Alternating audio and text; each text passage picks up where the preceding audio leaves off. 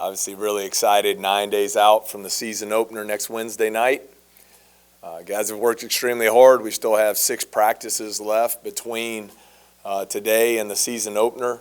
Working hard to establish what the roles will be on opening night. I think you'll see those evolve as the season goes along. But I've really enjoyed coaching our group, love our team. We're going to be a work in progress. We have a lot of work to do. But I think our guys have been really committed to that process, and we'll just focus on continuing to get better each day. So I'd love to answer any questions. Yeah, just in your practices so far, how are your roster results versus the expectations going in? I'm sure you tried to clear your mind of the expectations, but what are you getting out of them, I guess? I'm not sure what the expectations are or what they should be. I know what our goals are, and while very boring, it's simply, how do we build this group of talented players into the best team that we can be? And I think from that standpoint, the foundation has to be how hard you work, has to be creating some buy-in to the program, to the coaching staff, and more importantly, to each other as teammates. So I'm pleased with the progress there, but still a long way to go. Matt, your 2 outside scrimmages, how did they go, and how much did you get out of that as far as, setting roles and stuff? How far are you along in that regard? Well, they were great for us. Very much prefer the Division I close scrimmage route to the exhibition games. Enabled us to play a lot of different combinations against really good competition. You don't just have to play 2 40-minute halves. You're able to play for longer, so we got more time, which we need. I think probably like most coaches, they would tell you there was good, there was bad, there was ugly, but no set rotation yet. I do think these next 9 days, these next 6 practices are going to be critical there going into the opener. Coach, right here on your right. When it comes to Jalen Reed, what does he add to y'all's front court with his skill set and just what he does well? He's a unique player. Just being honest and upfront, I've never coached anyone quite like him for that size, 6'10", 230 pounds, but very skilled player off the dribble on the perimeter. Very smart player. Unselfish, willing passer, can create for himself and for others. I think his biggest challenge, like most freshmen, is just learning, the consistency you have to play with at both ends of the floor, the daily grind of the process that goes into it. But really pleased with him. He's a great teammate. I think he's going to have opportunities to be a really special player. Yeah, hey Coach, Glenn West. Just you mentioned just kind of you wanted to have an 8 or 9 man rotation, I guess, to start the year. But just I guess in season, how does that work in terms of rotations? Do you expect to be pretty multiple with how you use the guys, or do you expect to have a pretty set, kind of standard for the first few games? Yeah, I think it's an important question, and I don't know that I have the perfect answer necessarily. I think as a coaching staff, you have to be whoever your team needs you to be and design it whatever gives us the best opportunity to win. So been fortunate to be a part of really elite teams, that the starting lineup was the same every single game. Kind of settled in on an 8 to 9 man rotation, and it was that way from opening night to the final buzzer of the season. Been other teams, I think we've talked before about our 2019 NCAA tournament team where one of our starting 4-man in January, February, and March didn't even get to play in our closed scrimmage in November. He wasn't even in the top 5 rotation of our front court. So I think with everyone being new, I definitely don't think whoever plays whatever minutes they are next Wednesday night against Kansas City, I think you'll see constant change throughout. With the ultimate goal just on getting better and putting the best group out on the floor. And that's one thing I think our players really have to understand. I think it was Red Auerbach who always talked about it back in the Bill Russell days. It's not necessarily about getting the 5 best players on the floor. It's the 5 that play the best together. And so we're really working to build that chemistry and quite frankly, still have a long way to go there. Hey, Coach, right over here to your right. Right. I got you. So Milwani Wilkinson, he started last year. He's one of the few guys that decided to stay at LSU and play for you. What have you seen from him while working to build this new team? Yeah, I love it. I love him. Just consistent, solid as a rock. You know what you're going to get every single day. He's an outstanding defender, really physical. He's tough. Shoots the ball extremely well from three, which, as we know in today's game, is so important. And then the one thing I've really enjoyed, he's been one of our best rebounders with his size and athleticism at the guard position. So been very consistent. I do think he's put himself in a position to take a jump in his production here as he goes into his third season.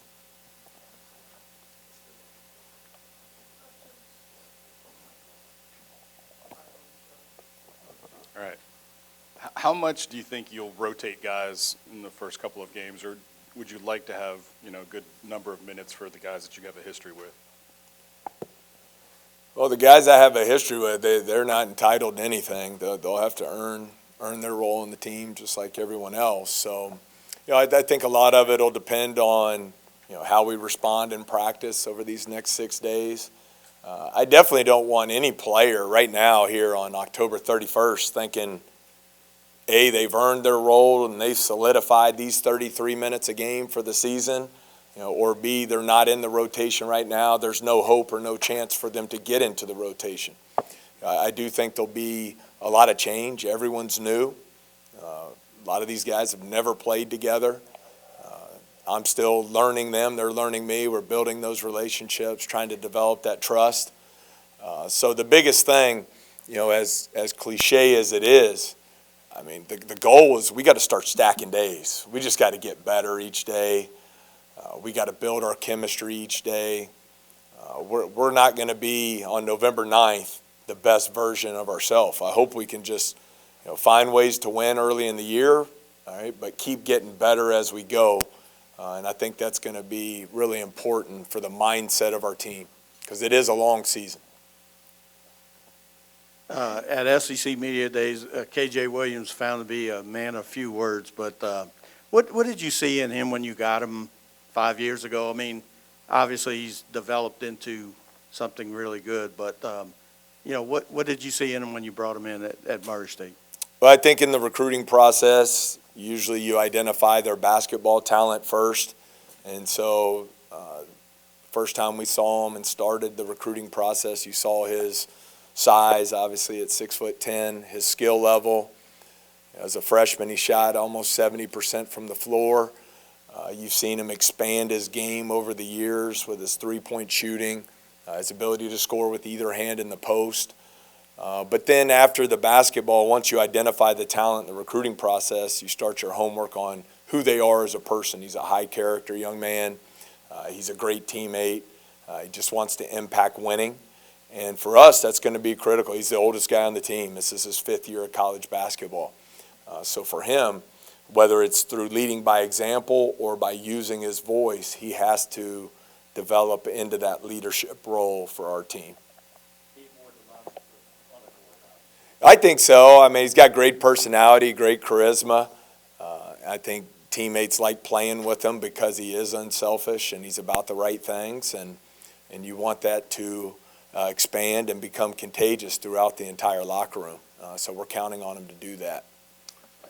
I'm not sure if we've asked you about this in a while, but Trey Hannibal's situation, have you guys found out from the NCAA if he'll be eligible to start the year or not? Yes, Trey's fully cleared and eligible to play. Expecting him to have a major impact on our team. Hey, Coach, over here again. So I know you just mentioned it about KJ Williams, but how important is leadership on your team, especially with the guys, and who else do you really look to be leaders on the team? I think from a basketball standpoint, there's a lot of getting better we have to do, whether it's offensive execution, understanding the defensive schemes. But I don't think there's anything more important than developing the leadership of our team. And we've got to fast track that as coaches. We've got to speed that process along. You're going to have guys, some who lead by example, But ultimately, somebody has to have a voice in that locker room. Someone has to carry the message of the coaching staff to the rest of the team. And to do that, you have to be consistent on a daily basis. You have to lead yourself first. I think there are a lot of good candidates. But as far as the voice of our team, that's going to take some time. But we have to get there, and I think it's going to be really as important for us as it is strategy and X's and O's. Haven't had a couple of close scrimmages, as you said, and getting to do some things you want. There's no substitute for playing a real game, obviously. When you open next week, how much will you be able to run the offenses you want, the defensive sets that you want, or how long will that take to get to play the style that you want to play? The base needs to be in by Wednesday. I mean, that's the hope. I mean, we just, what we do, I don't think it's overly complex. I just want us to be really good at it. So that's going to take time. But, by Wednesday, everything's installed that needs to be in. Offensive schemes, defensive schemes, what we do on out of bounds, underneath, side out of bounds, end of half situations, late game situations. All those things are installed. We just got to keep getting better at them. And the scrimmages have been great, but there's nothing like playing under the lights, fans in the stands, popcorn's popping, season opener Wednesday night. If you're not excited about that, you need to find something else to do. Hey, Coach, I'm curious if you've spent any time looking at the SEC and scouting the league, or it's all been your team. And if you have looked at the league yet, just maybe some early thoughts. Yeah, I've followed the SEC 44 years now. Unbelievable league. It's of the Power 6 leagues, it's the most up-tempo, fastest playing league. I think most would agree, the most athletic league. The way we've divided it up in the offseason, Matt, is each coach has had about 3 teams they were responsible for doing the advanced scouting report, so we've spent a lot of time there. Just always going to be honest in these deals. My whole focus has been on our team. I haven't done any scouting, anything in advance there. Now with the season about to start, spend a lot more time in that area. But you look at the league, 7 preseason top 25 teams, 7 teams projected for the NCAA tournament. You look at the last 3 years, 12 more NBA draft picks than any other league in the country, twice as many lottery picks as any other league in the country, Hall of Fame coaches, great fan bases. One of the many reasons I wanted to come to LSU, to be a part of something special like that. I mean, we'll get to see it out on the court, but just trying to get to know a little bit more about you. Are you a quick hook guy, or do you like to let them kind of leave them out there and let them figure it out and stew a little bit? No, I don't want to be. I don't want to be reactionary in our substitutions. I like guys getting to go out and play. I think players have a responsibility there in their effort and their buy-in to the team, to do their job at the defensive end of the floor, to play with great unselfishness on the offensive end of the floor. Basketball is a game of mistakes. I always remind our players, I think Stephen Curry's the best shooter in the history of the game. He's missed more than he's made. When we had John Moran, he led the country in turnovers.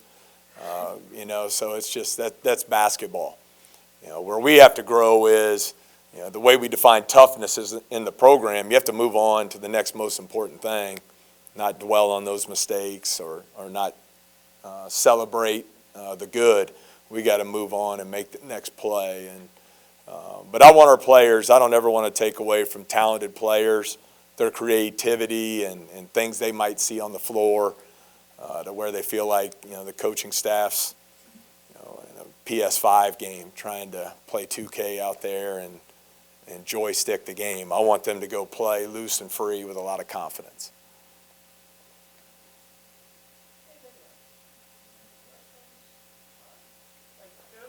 All right, thanks so much.